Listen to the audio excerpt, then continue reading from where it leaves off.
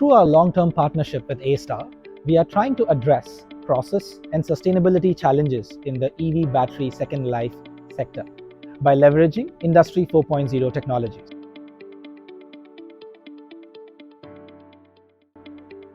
Hi, my name is Vishal Devarajan from McKinsey Company.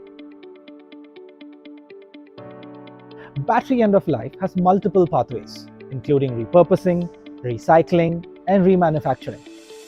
All these pathways have a manpower-intensive disassembly and testing process, which we are trying to address via the Industry 4.0 driven EV battery disassembly and testing line, the first of its kind in Southeast Asia.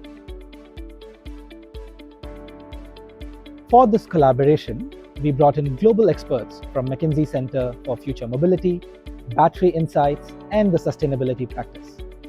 Additionally, we also collaborated with over 10 technology partners to develop multiple use cases, such as robotic automation, augmented reality, digital twin, carbon tracking, and many more. The line helps enhance operator safety, improve productivity, and shape standards.